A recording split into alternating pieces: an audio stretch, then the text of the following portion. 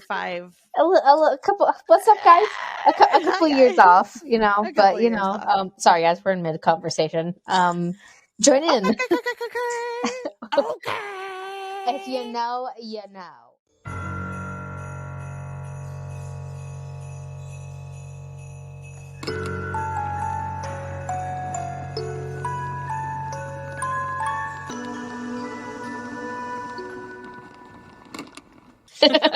So this is What's with the Neighbors. That is Bree. And that is Amy. Bree, I have a question for you. Okay. So pull out your phone. Got it. Okay. And go to, you're going to text me or somebody. I'm there. And what are the first 5 most recent, your, top 5 used emojis? Oh my God. So ironically, all right. Oh my God, this is... I don't know why there's an ice cube in there. Why is there an ice cube in there? I don't know why there's an ice cube in there, but the bourbon is on point. But this is the first time I drank bourbon in, a minute. In a minute? Yeah. Okay. So I got... Go back. Okay, we have a crying, laughing emoji. We have a thumbs up. I send thumbs up emojis all the time, and also I send the index finger and the thumb finger, like the OK sign, a lot. And then I've got a face, kind of bummed out face. I'm not super happy. I'm not super sad, but I'm like, oh man, that stinks. And then an ice cube, and then a whiskey. I assume that's whiskey. Amy has an upside down smiley face, a dinosaur, a gray heart, a skull, and then the crying, laughing emoji.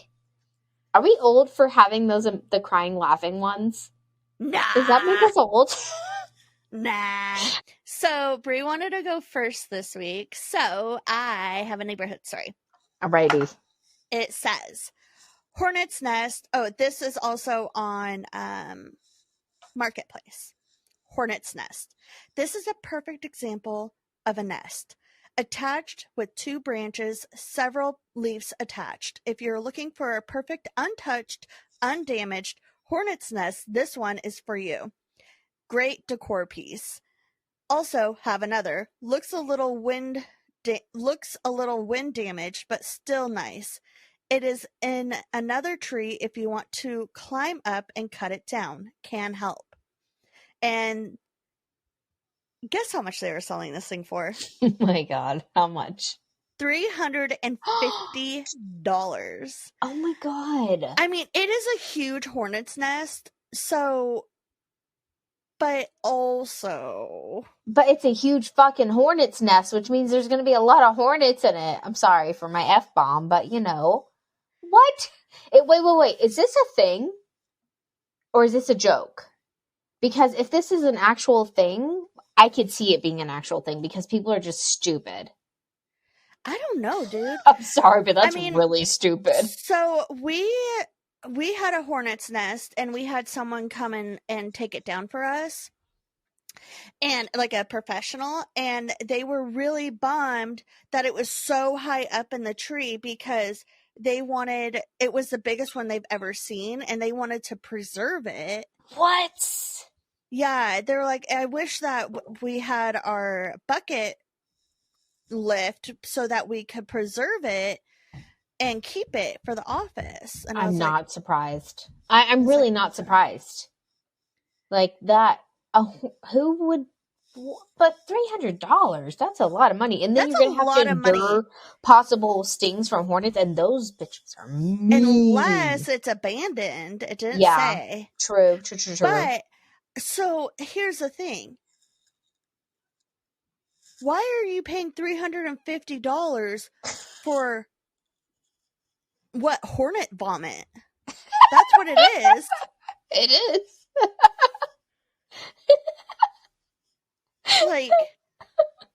Okay, whatever. I did see a famous or a TikToker who I follow on TikTok, obviously. Yeah. She's a mom, and she is a very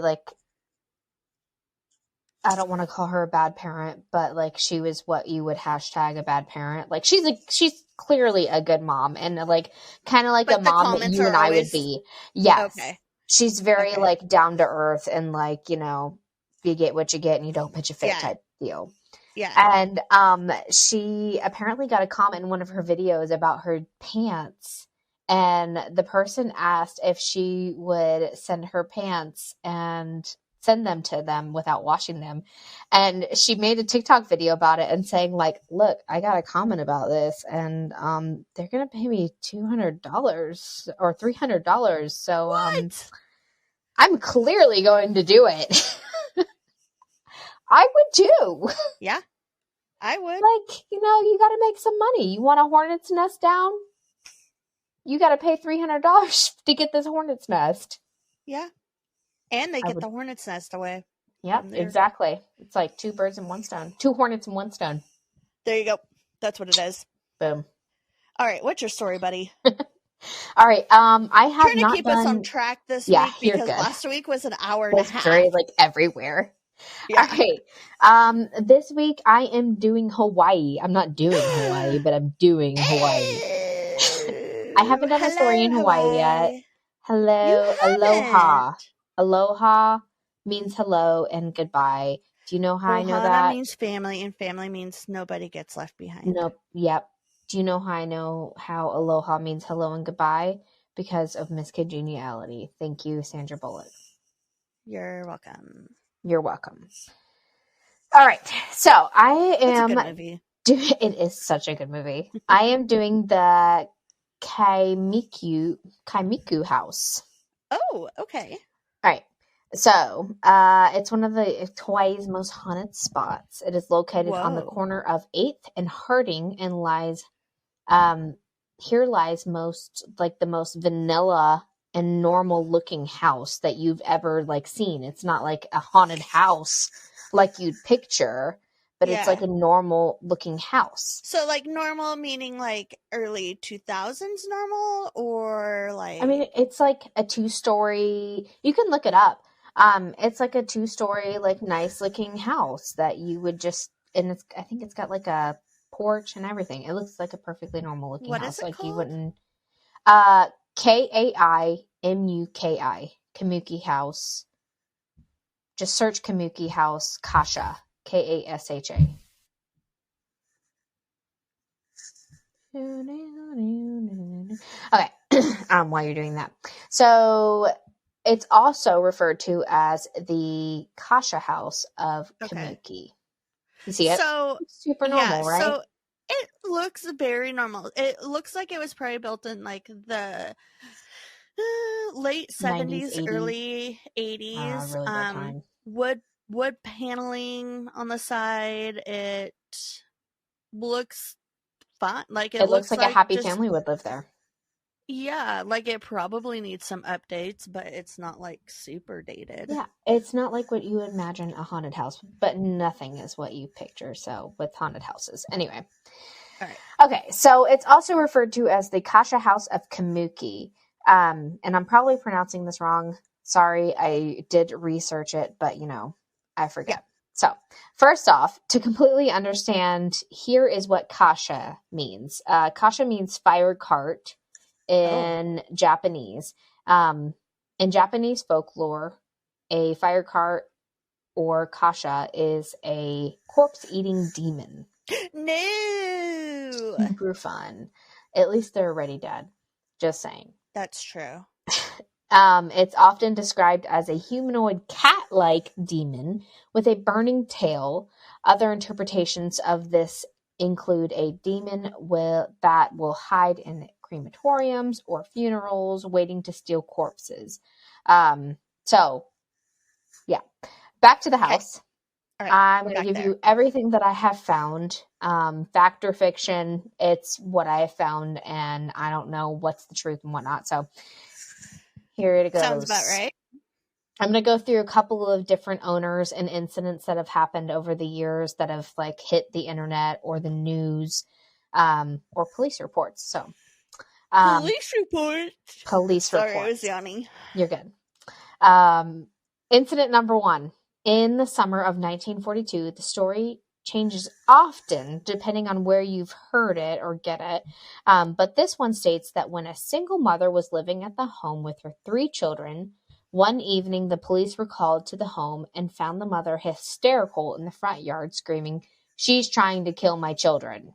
What? When the police ran into the home, they found the 3 children being moved and thrown around, strangled, and beaten by an unseen force. They spent over an hour unable to do anything, just watching this happen. Oh my gosh. Now, I don't know if they died or not, but when I did look up the incident, I had searched murders in the home, and this one popped up. So I don't know if they died. That's so sad. Here's the actual news article. It's titled, "Police Called to Shoo Ghosts from Kaimuki." Shoo ghost. Shoo, get out of here. Kauana, Hawaii's own witchcraft, brewed evils again Wednesday night, dispelling old-timers' hopes that the war had stilled it. Hang on, put on my glasses like an old person. All right. Answering a Kaimuki near riot call, blank police sergeant, I'm going to do a lot of blanks, and blank and patrolman blank, so a lot of names in here. Yeah. And patrolman blank, a boy 10 and his 2 sisters, 18 and 20, shrieking on a sofa. The mother, besides shrieking, was waving tea leaves and sprinkling Hawaiian salt to ward off ghosts. Blank said her son had detected an odor of ghosts. All right. Ghosts. I didn't know ghosts smelled. I know. Angry at being found out, the spirits first attacked him, then began repeated attempts to strangle his sisters, she said. My husband, who left me, is to blame, the mother added. No. The dad left. It's his fault. After a 1.5-hour struggle, police and family yielded the home to Kahuna and retreated to the mother's sister's home. As they left and sleepless neighbors gave thanks, the mother turned on Sergeant Blank. Look, you have goosebumps too, or goose pimples too. So it freaked out the cops. Yeah. This is an actual news article. Wow. Look it up. No, I don't want to. So something was strangling the kids, throwing the kids around, freaking them out. That's insane. Again, I don't know if anyone died or not. Incident number 2. So either this is a take on that previous incident or just a completely different story. But one of the stories that I found involves a not so happy family. A father who had killed his 2 kids and wife. Then the man chopped up the bodies and hid them on the property. The police discovered the corpses of the wife and the son in the garden, but the daughter was never found. Now, there's no evidence of this particular story, but it was in several different sources that I had found. Okay. So, incident number 3. According to a 1972 news article, an urgent call was made by 3 girls who were sharing a house. No address is in the article. However, it's a neighborhood that has a very big reputation for being haunted, so it's likely the same. The whole neighborhood? I think it's just the one house. It says the article that I found said the neighborhood, but yeah. So the girls reported hearing strange noises and feeling physical sensations, and when the girls left, they had requested to be followed by officers. And here is the article. Okay. A police officer in a patrol car in Kaimuki got a late night call from 3 girls sharing a house which the neighborhood considered haunted. So the specific house was considered haunted by the neighborhood. Okay. Yes. The girls heard strange noises from someone moving around and talking, and one of the girls said she felt a hand on her arm. They decided to spend the rest of the night in Papkoli with the mother of one of the girls and wanted the policemen to follow them there. So they wanted like a police escort. The girls got into the car. The officer got into his, and they drove down Wiley Avenue. Suddenly, the girl driving pulled her car into the blank parking lot. The policeman later wrote in his report that the girl in the middle of the front seat was fighting off someone who could not be seen, but who was strangling her. He jumped out of his car and reached into the girl's car to help. In retelling the story, the officer said a big, strong, calloused hand that could not possibly belong to a teen girl grabbed my arm and twisted it. I radioed for assistance. The answering officer was prepared for a parking lot fight, but not for a ghost. There was a ghost in the car, he told me, and he was white as a sheet. The girls were hysterical. I told the girl who had been choked to get into the police car and the other two to follow us to Papikali as soon as she got into the car. Or as soon as she got into the car, the motor died. It wouldn't start up again. He put her back into the girl's car. The officer tried the motor and it immediately started. The two cars drove about 5 yards and suddenly the door of the girl's car flew open and the same girl fell out onto the road. Again, she was tearing at her throat as if someone was choking her. Together, the two policemen were not strong enough to pull her hands away. The blank police sergeant ran into blank. I don't know. So I don't know if she was strangled to death or not. Crazy. But it made it sound like she may have been strangled to death. So I know that's wild that like made the news. Well, and the fact that the officer could like feel the hand and stuff. The way they described it, they said it clearly did not belong to one of the girls. Like it makes me think that the way it's written is that like they see this like ghost hand. Stop. Your mic switched. This is where it starts or continues. Okay, so where did I start doing that? I don't know. It was when you moved your hand, I noticed it. Okay. You sounded fine. Okay.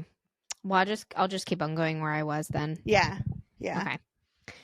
So I don't know if she was strangled to death or not, but it sounds like she was, and it's like all I can picture is like this creepy, manly, worked ghost hand coming out of nowhere out of like the back seat and just like grabbing her neck and choking her. Ugh, I don't like that. It just makes me think of The Grudge. I don't know why. Yeah. Okay. We're gonna make a little announcement just in case, okay? If Bree's mic sounded weird for however long, it was an accident. We fixed it. Deal with it. You're still gonna listen to it. It's fine. You still love us. You still love us. Sorry, guys. Okay. All right. So this next incident occurs in 1977 when a Japanese couple moved into the home not knowing the backstory. And on the first night, the wife had woken up at midnight to a very cold room in Hawaii, need I remind you. Hawaii gets cold? I mean, probably not that cold. I don't know, actually. I've never been. And she had seen a white figure or a woman with no arms or legs floating, so just like a torso of a woman. I don't like that. She had attempted to wake up her husband, and he woke up, and of course he didn't see anything, so he thinks she's crazy. Anything. Oh my gosh. The next day, the couple did contact a priest, and I guess the blah blah blah. So I guess it helped. Contacting the priest. I guess they blessed the home. Bless this house. It kind of reminds me of the last story that I did, or the one before this one with the what was it? David Glatzel. Yeah. Where they immediately, like, their brains first jumped into like, oh my god, our house is haunted, or there's possession going on, so we need to call a priest. Right. So they did that, and it did work. They're good. Yeah. They got ahead of it. You know, if you feel like your house is haunted, you should probably get ahead of that shit and like contact a priest and be like, hey, let's exterminate this. Or Ghostbusters if you have them on speed dial. Speed dial. Yeah. You guys don't know what that is. All right. So the priest did tell them that there was a spirit in the home, and it was a kasha demon. He had advised them to make offerings of bread and water every night for a week. So it's like a hangry demon. Oh, and I guess it worked. Hungry demon. Yeah, it's hangry. Bread and water. I would be happy with that as well, because bread is delicious. It's carbs. Like, if you're hungry and like angry about it, you need some carbs in your system. When you were little, did you think that if you went to prison, you only were fed bread and water? Yeah.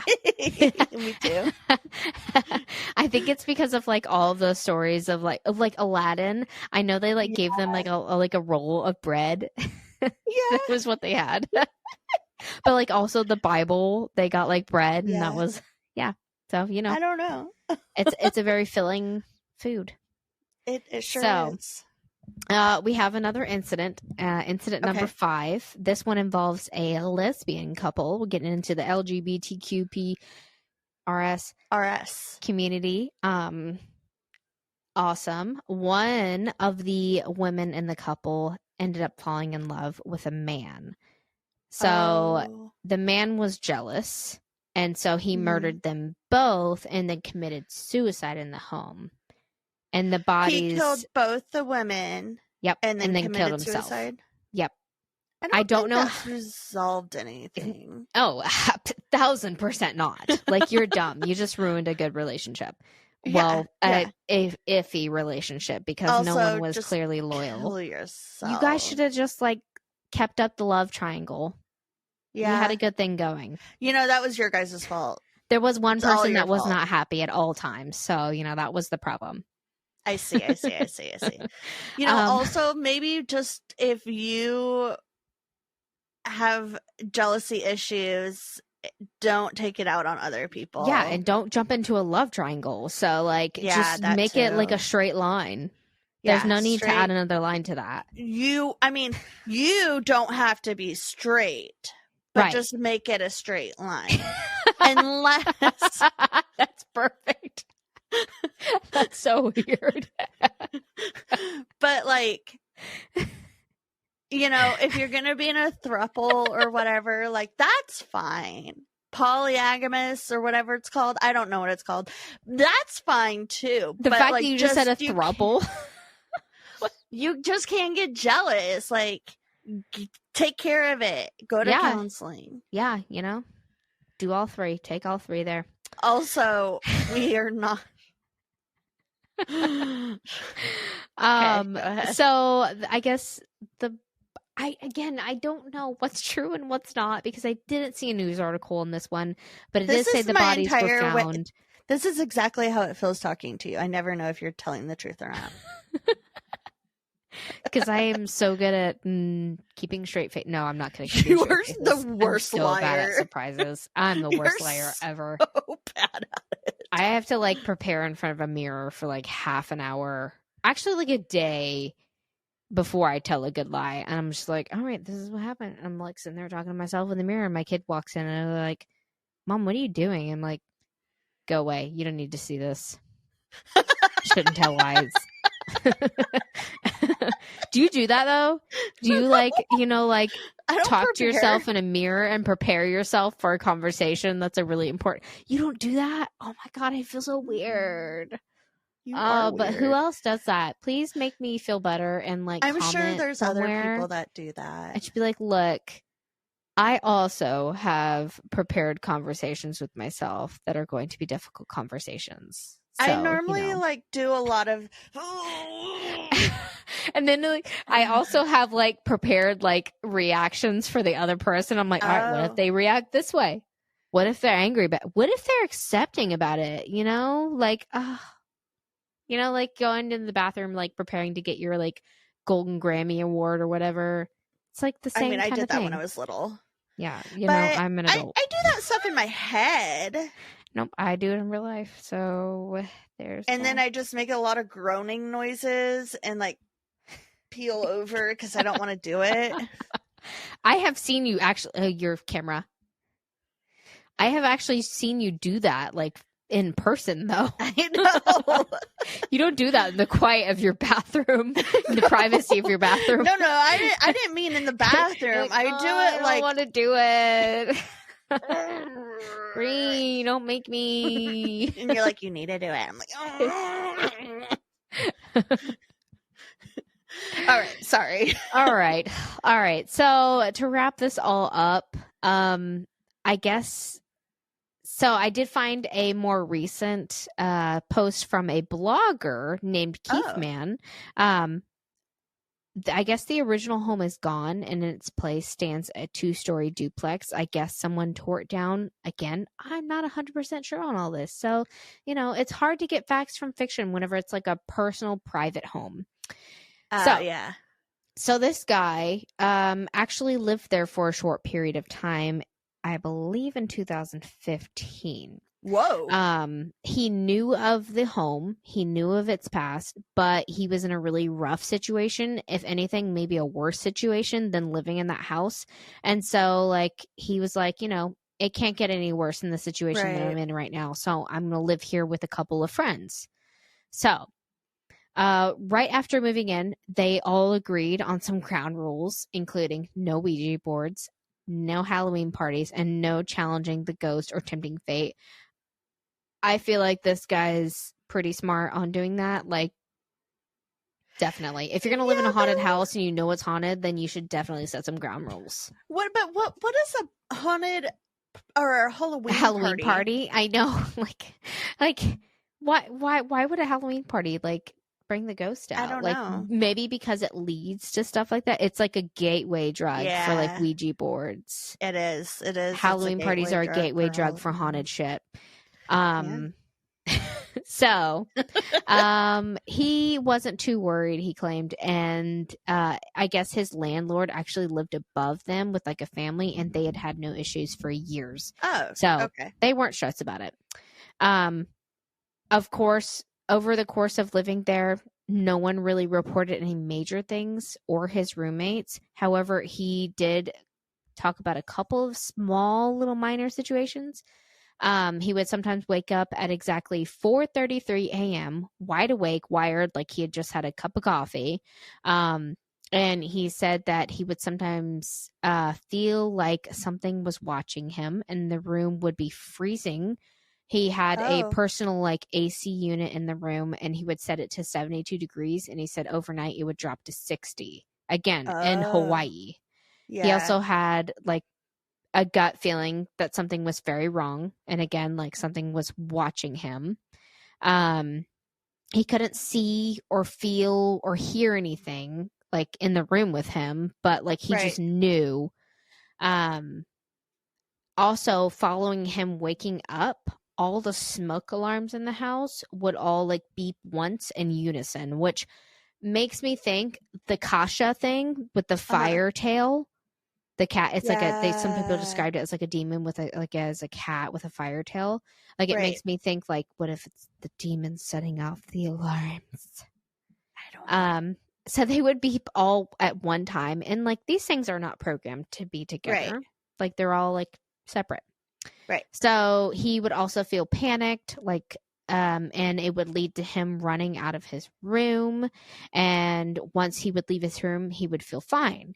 So he felt like maybe his room was the center of something it could be bad happening. Yeah. Maybe something bad had happened in the spot that his room was in, because none of his other roommates had reported anything, and he had 8 different roommates in the period of living there. But he said 99% of the time that he actually did live there, nothing crazy happened. So I'm sure it's a pleasant-ish place to live now. So, if you want to go live there, go for it. But, also, maybe you should also set some ground rules just in case, because you never know. But that is the house in Kamiku. Kamiku. With the Kasha demon in it. That one was maybe fun. Not in it. Yeah, it's different. Yeah, I liked it. Thank you. You're welcome. That was a good one. Also, I wonder if there's the people that live there. I wonder if they have a TikTok, and they maybe. I should look it up. I should look YouTube up the house something on TikTok. So this week I am doing my second part of my 3-part series. I have been dying to hear more of this. Sorry. It's okay. Of the what did I call it? Of the McDonald's Strip Search incident. The McBurglar. The McBurglar. If you didn't listen to last week's, you can listen to this week, but you might not know what I'm talking about. So I'm just going to do a little recap. So, a young girl was forced to, that worked at McDonald's, was forced to strip because an officer called the McDonald's and told the managers that she was accused of dealing and doing drugs, and stole a little girl's coin purse. And so there's a little girl's coin purse. Yeah. So there was just like terrible things. They were like, she was being forced to like stand naked and stuff like that and do jumping jacks naked and whatever. So, where I left off was that that was in Washington, right? Yes. Okay. Sorry. So, where I left off was that the detectives put in Google McDonald Strip Search into Google, and they realized that there is multiple incidents throughout the United States. So, in all of the incidents, the male caller would claim to be either a police officer or another kind of authority figure, and then ask the store manager to assist in the investigation. Their request always involved ordering a strip search and to be carried out on a young woman, often a teenager. Most of the calls were made to fast food restaurants, mostly McDonald's, but some grocery stores also received some calls. The caller appeared to be deliberately targeting small town communities. He had been actively doing this for 12 years, with the earliest call dating back to 1992. There was a sudden spike in reports throughout the late 90s and the early 2000s. The one on November something. In November, female manager at the McDonald's in 2000, Litchfield, and let me repeat that. So, in November in the year 2000, a female manager at a McDonald's in Litchfield received a call from a man claiming to be a police officer. The police officer claimed one of the customers inside the restaurant was a sex offender, and he persuaded the manager to remove her clothes in an attempt to bait the suspect into committing a sexual assault. He promised that the undercover officers were monitoring the situation and would rush in to protect her before an assault could actually take place. Dude, I don't know how this guy needs to be a car salesman. How could you convince someone to remove your clothes as a McDonald's manager? You could hang up on a police officer, couldn't you? Unless they show their face. Yeah, so freaking hang up and wait for them to show themselves in person. I'd be like, come down here and talk to me. You don't. If a police officer calls you, you have no reason to talk to them. There's no, absolutely not. So by the time I hang up on them all the time. The people asking for donations. I don't know if it's real or not, so I'm always like, click. I don't know why police officers would be calling you asking for donations. Exactly. So I always think it's a scam. So I'm always like, bye. If it's like a local, it's from another state. No, it's not even local. It's always from Florida. No. Yeah, I've never heard of that before. Right, that's a new scam. I didn't know about that one. I don't know if it's a scam, but yeah. So, can you hear my dogs barking? Yeah. It's fine. It's not like overpowering. I hate those dogs so much. I'm just kidding, Mother. I love them. I was about to say your mom listens. But Teddy is he just learned his voice like a couple weeks ago. Like he learned like barking. What? Sorry, I just realized we like Teddy Roosevelt, and now we can call him Teddy Roosevelt. And it's not even like Teddy Bear. I call him Teddy.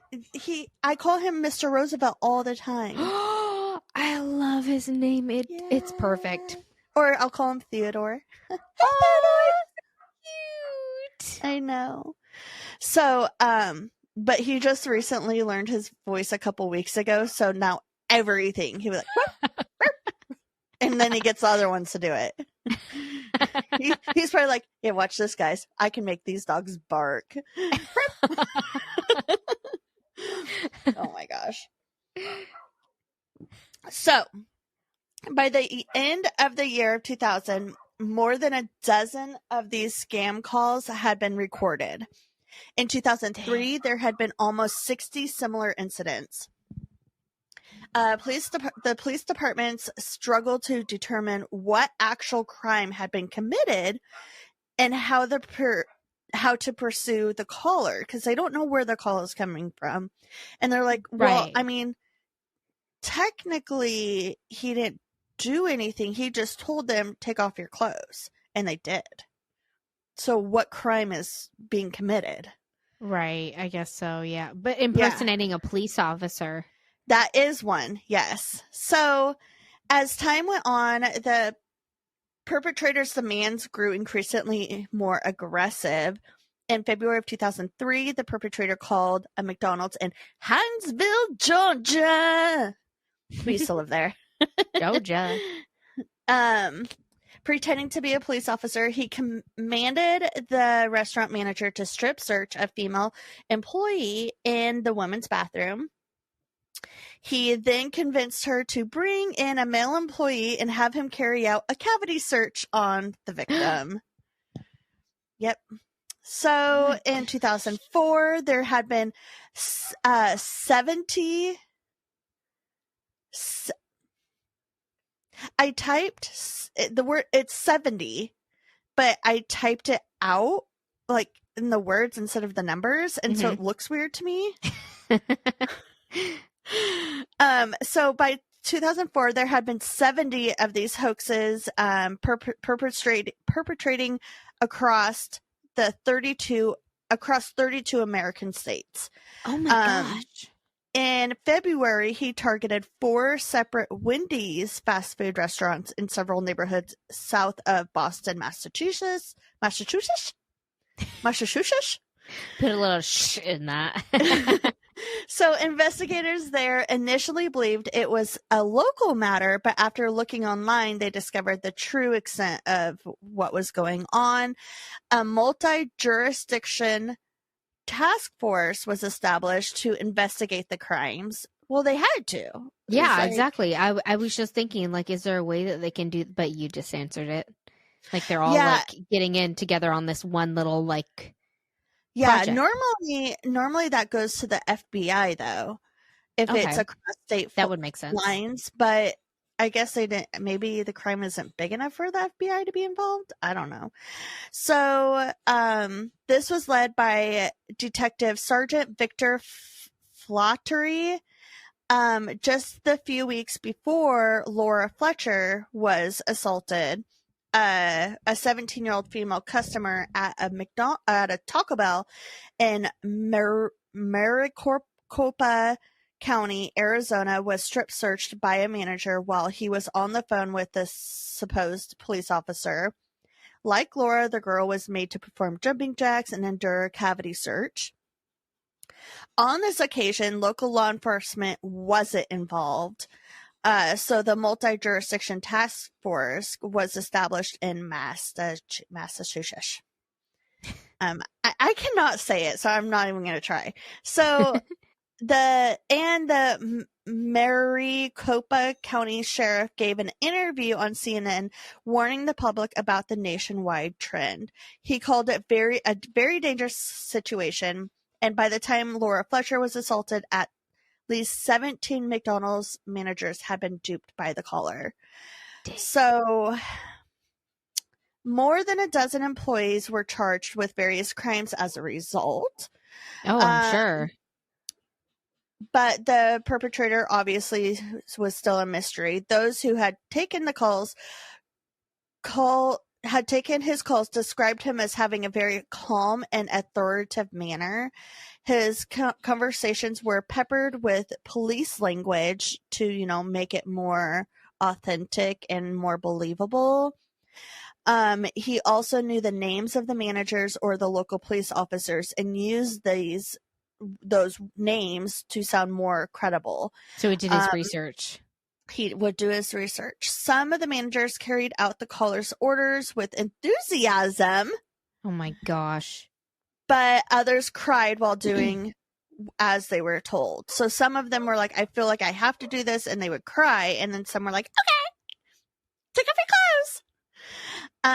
One individual who assaulted an employee on the caller's orders later stated, I didn't want to be doing it, but it was like he was watching me, which is very bizarre. And very uncomfortable. Yeah. But also, like, if he's watching you, then why don't you show yourself if you feel like they're watching you? Yeah. Upon learning of the scammer's extensive history, Detective Stump made it his goal to identify and capture him once and for all. After the offender had hung up on his call to the Mount Washington McDonald's, so remember, this Detective Stump is the one in Washington. Okay. It's the detective in Washington. That's right. The Stump. Yeah. Detective Stump made it his goal to capture him. After the offender had hung up on his call to the Mount Washington McDonald's, an employee had thought to dial star 69. Yeah, that's what I was going to say. Yeah. This, and for those who are young and don't know what star 69 is, this function allowed a call to be made back to a landline because we didn't have caller ID back then. Right. So it would call that number back for you. So it still works. Oh, it does? Yes, I'm pretty sure you and I have tried it before. Oh, that's right. Yeah. Okay. You can also be an unknown caller. It also makes you an unknown caller. Right. Or is that star 67? I think both. That's star 67. I don't know. I don't know either. So, Have fun. Okay. So the employee jotted down the scammer's number, but it was listed as a non-existent phone.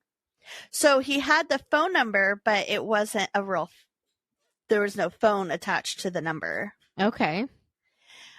Despite Weird. this, Detective Stump was able to determine that a prepaid calling card from a telecommunication company, AT&T, was used to make the call. The discovery had also been made by other police departments, but they struggled to find any further information. So Detective Stump was able to trace the use of the card on a payphone located outside of a supermarket in Panama City, Florida, more than 600 miles away. Ooh. My guess was going to be payphone. Yeah. After calling AT&T directly, Detective Stump learned that the largest seller of their phone cards in Panama City was made at a Walmart. There were 3 Walmarts in Panama City, so Detective Stump contacted Panama City police, who put him in touch with Detective Victor Flattery, the investigator leading the Massachusetts-based task force investigating the strip search scammers. Detective Flattery had already linked the Boston scam calls to an AT&T prepaid calling card sold at a Panama City Walmart. So it sounds like they're just doing the same work. Okay. And not, he's just like one step behind them. Right. They sourced the card's personal identification number, so the PIN, the PIN number, dummy, the PIN number, the PIN number, and determined it had been sold on Friday, April 9th at 3:02 p.m. less than 2 hours before the caller initiated the call to Laura Fletcher's McDonald's. So he bought it, and then less than 2 hours later, he called her McDonald's. So the card was purchased with cash, so there was no paper trail. Yet this particular Walmart had surveillance cameras filming its registers. So footage taken at the exact time the card was sold revealed that the buyer was a white man aged between 35 and 40. He had dark, slicked back hair and eyeglasses. He wore a pair of pants with a blue stripe down the side and a black jacket with a small white lettering. Detective Flattery recognized the man as one of the individuals who had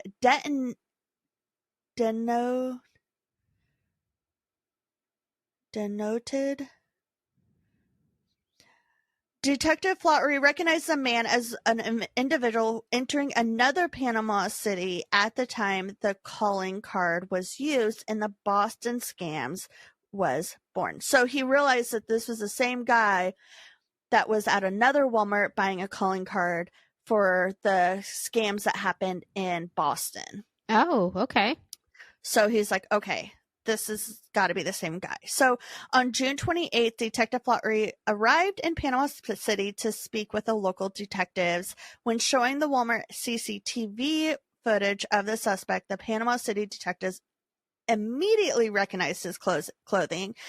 And sure enough, it was a uniform worn by officers employed at the Bay Correctional Facility, a private prison in the area. Dang. So that's how he knew the lingo. Okay. The police lingo. Right. Detective Flattery went to the prison, and the warden identified the Walmart shopper as a 38-year-old David Stewart. He was a guard who had worked at the prison swing shift for the past 11 months. Stewart was married and had previously worked as a truck driver and a mall security guard. What prison was this? Hold on. The Bay Correctional Facility. Okay. Stewart was married, and I already said that. He also volunteered as an auxiliary sheriff deputy. The Detective Flattery paid Stewart a visit, and after introducing himself, Stewart said, himself, asked, why would a sergeant from Massachusetts come down here to talk to you? And Stewart replied that he had no idea. Detective Flattery then asked whether he had ever owned a calling card. At that moment, it appeared to Detective Flattery, Stewart started sweating super bad. He unclipped the tie he was wearing and asked whether anyone had been hurt. And Detective Flattery said that no one had been physically harmed, but he was sure there would be ongoing mental trauma. Stewart then remarked, "Amen, it's over." What? Isn't that a weird, he's like, oh, good. Amen, it's over. You were the one that was doing it, yeah. bro. Yeah, you're acting, are you glad that you're done? I mean, I know maybe it's like Jeffrey Dahmer when he was happy that someone finally stopped him, and he knew mentally what he was doing was wrong, but he couldn't stop. Yeah, that's what I'm thinking. So, despite his cryptic reply expressing relief that it was all over, David Stewart claimed to know nothing about the scam calls and denied ever owning a calling card. He then he's like, oh, good, it's over, but I don't know what is. I don't know what's over. I have no idea what you're talking about. He then, retained a lawyer and reserved the right to remain silent. The Massachusetts, I said it right, investigators were unsure what to even charge him with, and Panama City police were unfamiliar with the calls he was accused of making. So the police in Panama City have to have a probable cause in order to arrest somebody, but he didn't technically do anything in Panama City, so in their jurisdiction. Yeah. So they would have to get a warrant for his arrest and then extradite him back.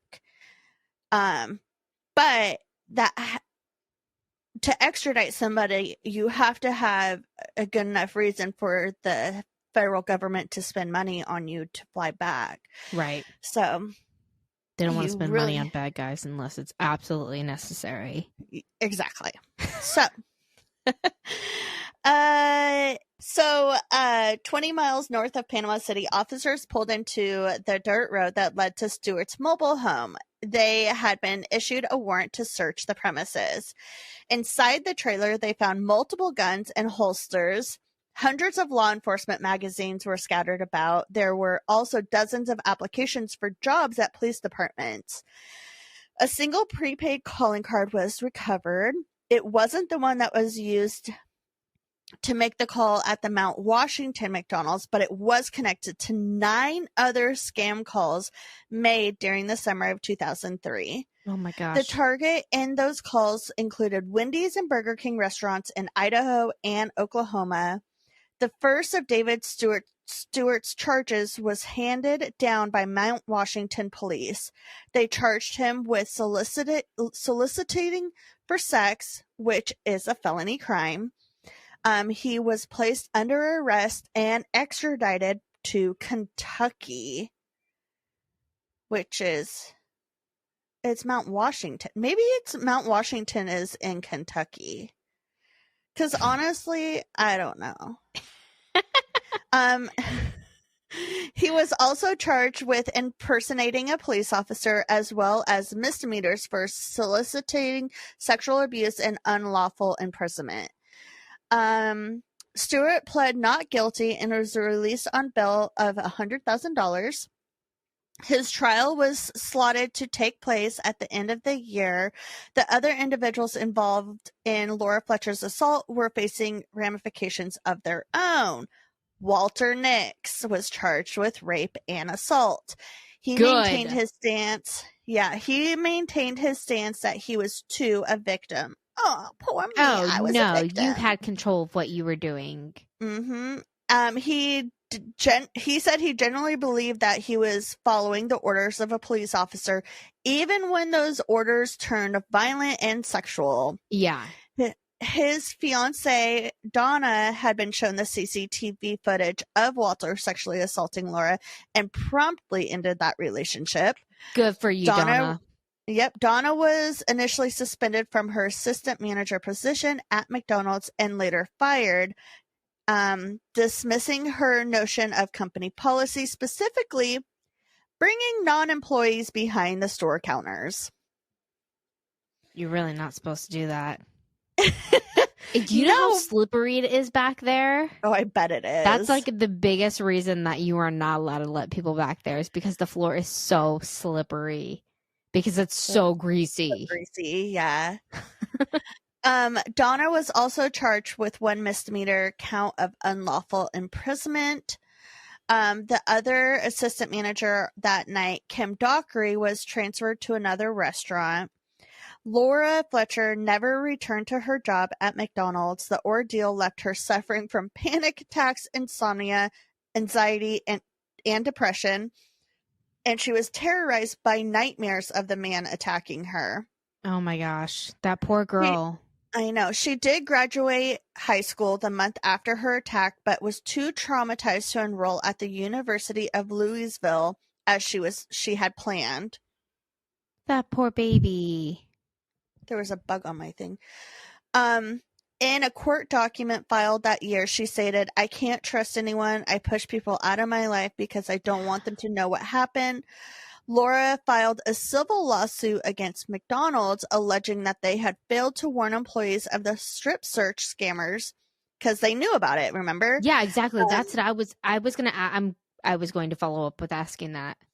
Yeah. Alleging that they had failed to warn employees of the strip search scammer who was targeting fast food outlets. In response, McDonald's is so awful, stated in court documents that Laura herself was partially to blame for her assault. They asserted that she should have realized that the caller was not a real police officer. The company's reaction upset Laura and played a part in her approving that plea deal bargain for Walter. She wanted an apology and for her name to be involved in his apology. So his charges of rape and assault together carried a maximum of 20 years in prison. They were negotiated down to one count of unlawful imprisonment and one count of sexual misconduct. Walter had agreed to say sorry to Laura in court and explain that she wasn't to blame. So she did this so that she could use his apology in her civil suit with McDonald's. Right. Because if she's getting the bigger fish. Yes. Yeah.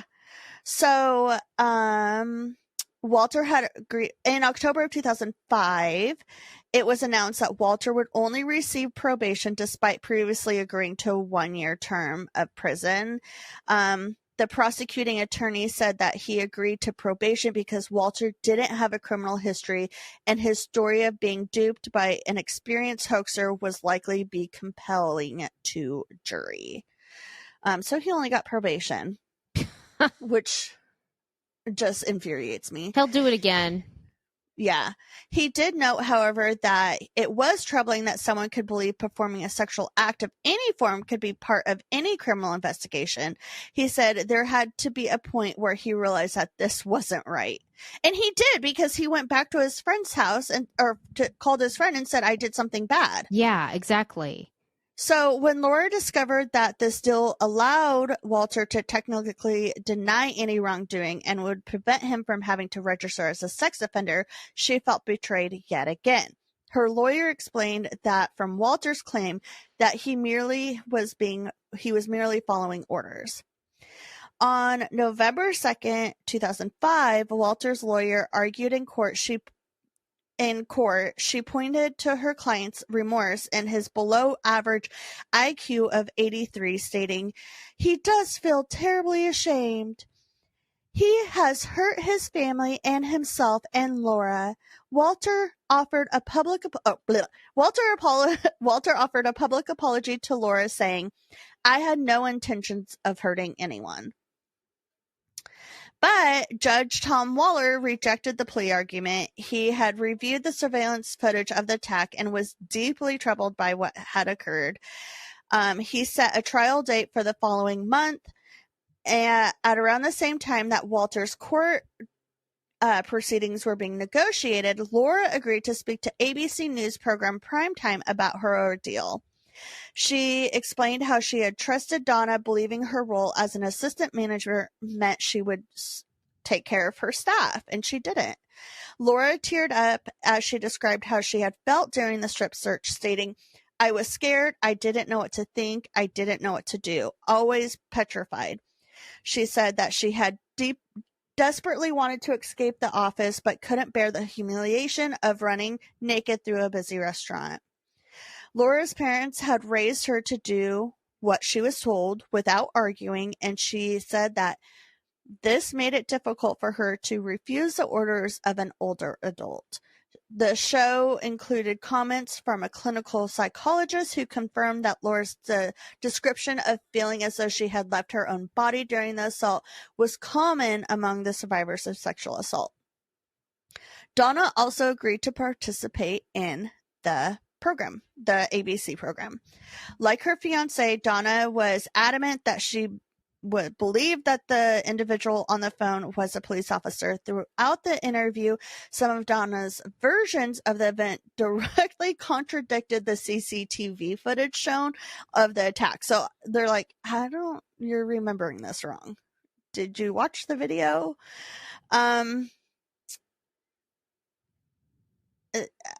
She said Laura had not cried or begged for the strip search to stop, but the video evidence showed her openly sobbing and pleading with her managers. When asked why she left that naked teenager alone with her fiance, Donna repeatedly stated that Laura had always been covered up, but she wasn't.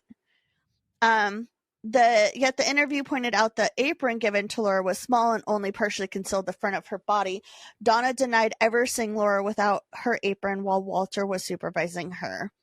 The interviewer attempted to show Donna a portion of the surveillance video that showed this freaking like gnat won't leave me alone. Amy's practicing her karate, guys. The interviewer attempted to show Donna a portion of the surveillance video that showed her entering the office while Laura was completely naked. Donna's lawyer interrupted her off camera and was like, no, don't say anything, Laura. Donna, don't say anything. Oh. Dang. Yeah. So Walter's trial was delayed so that he could undergo a mental health evaluation. Typical. Eventually, his lawyers negotiated another plea deal. In February of 2006, Walter pleaded guilty to charges of sexual abuse, sexual misconduct, and unlawful imprisonment in exchange for 5 years in prison. So, not the best, but at least he's going to prison. Yeah, we got something. Yeah. So this new argument required Walter to serve time, register as a sex offender, and to testify as a witness at the pending trial of the alleged scammer, David Stewart, which is great. 3 weeks later, I'm almost done, sorry. 3 weeks later, Donna entered a plea deal, or a plea of a misdemeanor charge of unlawful imprisonment. She had initially intended to plead not guilty, but an agreement was struck to prevent Laura from having to testify, because Laura didn't want to testify. Of course she didn't. Donna was sentenced to 1 year probation. The prosecutor had argued in favor of Donna as being sent to prison, stating it didn't matter whether Donna thought she was dealing with police or not. If the president of the United States tells you to take that child's clothes away, you don't do it. There's no excuse for it. Right. However, leniency was granted after Laura said that she believed her former manager had been generally duped and was another victim of the crime. So Laura was like, no, I really think that she thought what she was doing was right. So, which I'm kind of shocked by. I would be so mad at my manager. Yeah, I would too. Donna left the courthouse in tears. She told the media that she never would have detained and stripped Laura if McDonald's had warned her about the other scam calls. And that is where I'm going to leave us. I have so many things on this. I know. Because I have, I have a history with McDonald's, so I have things I need to say. You should. First off, being a perfectly, normal human. I'm not a normal human being, but I'm a human being. She is not normal, people. I freaking know what's right and what's wrong. And I know that if somebody calls me and they tell me that they're the police, and again, I already said this last week, but if they tell me to start making someone be like strip them naked and checking them, like, no, you can come here yourself and come do that or take them to the police. That's still not right. Like, even if you're a police officer and you're going to go do that, that's not right. That's sexual assault. Right. Also, yes, the police or McDonald's should have briefed their employees on this. Like you said, it had been going on since like the 90s. Yeah. Like 92, I think. 1992 is when there should have been first one. There should have been regular meetings about this and being like, okay, so if you get a call, be aware of this. Like, corporate should have been involved in this. They should have been like warning all their McDonald's, hey, don't fall for this scam. Yes. Well, they should have drawn all the employees from all the shifts. I remember being in several different meetings for different random things when I worked. It's probably because of this. When I worked for McDonald's for random little things, like random things that I didn't give a shit about. But you know what? If they would have actually happened, they probably would have been a big deal. Right. So, like, that's probably why McDonald's does that now. They're probably better about staying on their game about, like, warning people, like, hey, this could happen. Somebody might come piss in your drive-thru on New Year's Eve, just so you know. Had that happen. But, yeah, like, come on. And also, like, Donna, like, come on now. Donna. Yeah. I don't think she's as innocent as she claims, unless she has a really low IQ like Walter, but still. But the fact that she called him to come and watch her naked, unclothed, that's disgusting. That's just I'm sorry, wrong. but you are a garbage human being for doing that. I think this girl's life is ruined. She's traumatized. Yeah. Like I actually agree with that, with her calling, like, you're a woman. And would you want a strange man staring at you while you're naked? Just being a human being, like, you should know that is not right. That is wrong. Right. Would you want that to be done to you? Exactly. I get like her, because of the person that I am, I would forgive anyone for so many like terrible things that people would do to me, because I'm just a very forgiving person and I don't like beef. But like I get where she forgave her, because like I know like maybe like I was trying to think of maybe like she was under stress, because like McDonald's does get busy. It gets super busy, gets super stressful. And you said they were shorthanded that night, so like they had so many things probably going on. Like it does get really stressful. But on the other hand, like you're taking away your employee from the floor to go and sit them in the back naked. So you're like making yourself more stressed. So I'd be like having that on my mind the entire time and be like, well, if she was out here, she could be helping me pass out these orders. But like, no, she was a drug dealer. Yeah. Like, But okay, so the other assistant manager that came to take over Donna's, no ramifications for her. She just got switched to a different McDonald's. Exactly. Probably because she was higher up or she knew someone. I guarantee it. She wasn't higher up though. She was just another assistant manager. Well, then maybe she knew someone, or maybe she was just that lucky. She was just that lucky. Because she knew about it. That's an accessory. She may have not made Laura go into that room and be strip searched, but she knew about it and didn't stop it. Yeah, she should have gotten in trouble too. Somebody should have called the actual police first thing. Yeah. I'm sure a lot of those employees that were working that night that knew about what was going on, or maybe they didn't know, but the ones that...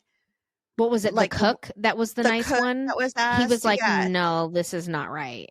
Yeah, I bet he feels so bad for not calling for not the police. Stopping it. Yeah. Yeah. Oh, I'm sure all of them do, but like at the same time, like common sense, people. Even then, you should know that this is not right. Yeah. Well, I mean, he did say it wasn't right, but he didn't do anything about it. Yeah, exactly. So I mean, but what are you going to do? You're going to go grab the employee? He probably didn't have a cell phone, because cell phones weren't that big then yet. Yeah. Not everybody had a cell phone. Like, is he going to go grab the work phone? No, someone's on the line. That's true. Yeah. So in his defense, there's that. Yeah, I agree. Ugh. I'm probably gonna go watch this tonight, because I feel like I can watch it now. You can watch it now. Still have a little bit of. I'm still gonna argue all of this next week, because I'm just infuriated by it. It's called "Don't Pick Up the Phone" on Netflix. Okay, it's on Netflix. Okay, perfect. So there you guys go. Yeah. You guys can watch it and relive the terrible. Not relive it, but watch these people relive it. Yeah, I actually didn't get. I didn't even watch. I haven't watched it. Oh, you should watch it. Yeah, I'll watch it tonight. But I got my stuff from other podcasts and online. It's a really good story. Yeah. So that would be interesting to see what is on the documentary. Yeah, definitely. So, anyways, do you have a neighborhood story? Look at this. We're going to finish right at an hour. I know. Look at us. We're just like on top of it. Oh, wait. No, it's not an hour, because we have the other recording. Other recording? Oh, yeah. Oh, God. Oh, my God. Okay. Well, real quick announcement, guys.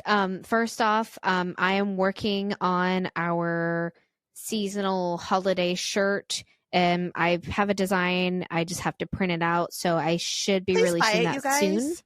Yes. Also on that note, we have a old one. We have one more old one. It is size large, and it is our Tabernacle Cookies shirt. So my thing is, I want you guys to guess. I'm going to make a post, as long as I remember those. I'm going to make a post and ask you guys what you think our next holiday episode shirt is going to be called. And if you guess right, there can be more than one person who guesses right. I'm going to send you this large shirt. Yeah. So guess what our next episode is going, or holiday episode shirt is going to be called, and I will send you last year's. It is the last one. I'm not going to be making it anymore. It's done. Worn. So over. Just to clarify, do they have to comment on that post, or can they just like email us or send us a message on Facebook and stuff? I think they should have to comment on the post. Okay. I'll make a post. So keep an eye on the post. I'll make it tomorrow, And is it going to be on our page or in our group?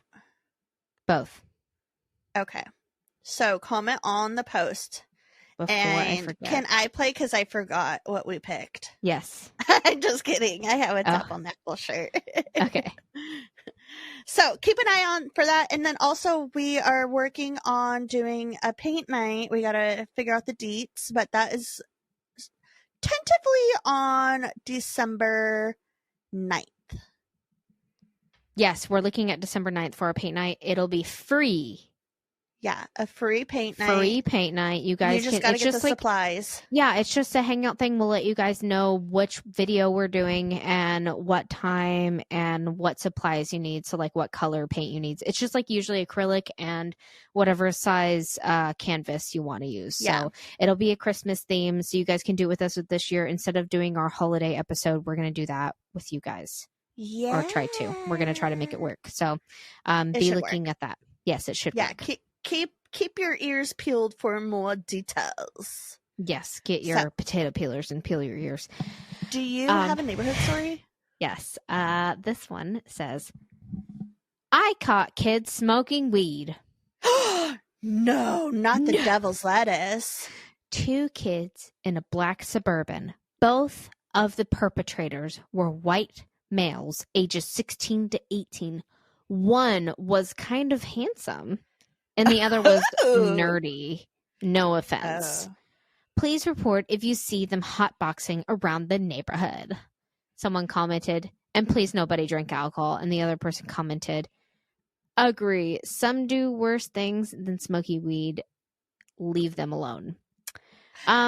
Like comment on how underage children look nerdy or handsome. I was just going to say that. Let's start. Let's call it the Karen who just talked about. What are you doing? You look like you're fighting your mic. This freaking net. Emmy's about to drop a beat. That was the Bluey sound. It was. But yeah, let's call out the Karen, or the Sharon, because she's like the sexy Karen who drinks a little bit too much Pinot Grigio and is like, the 16-year-old down the road, he looks fine, handsome. But his friend is kind of nerdy. We should not be objectifying underage children. Yes. Yeah. Like, you should have not abated. You should have reworded that post. I get it. Like, you don't want kids hotboxing their car in front of your house or something. That's fine. But at the same time, we don't need they'll to talk be about like, what they look like. let's just say there's just some teenagers hotboxing a car. Not like, one of them was kind of cute. I kind of like him. I kind of like him. Maybe I sent him like a little note or something, or a text, like he'd answer back. So cute. Sharon, this is my address. Beep, beep, beep, beep, beep, beep, beep. Come, I have things to talk about with and you. Pinot Grigio for you and as well. Pinot Grigio. Only afternoon, obviously. So come like at 1:00 and it will be allowed. Yes. Sharon sounds way more fun than Karen, but also she can get into a lot of trouble if she's not careful. Sharon, calm down, Sharon. Calm down. We're gonna get. Sorry it was long. We love you. Go watch the Netflix documentary about this story. So I'm gonna go watch it too. And also be on the lookout for neighborhood posts on our What's with the Neighbors group and Facebook page.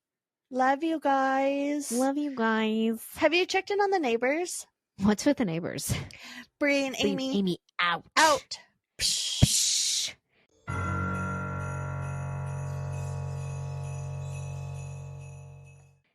Oh, freaking gnat. The cats aren't here. Say hi to our cats for us. Meow. Don't get dead. Oh, don't get dead. Yeah, don't do that. Goodbye. Okay. Goodbye now. Bye now. Bye-bye.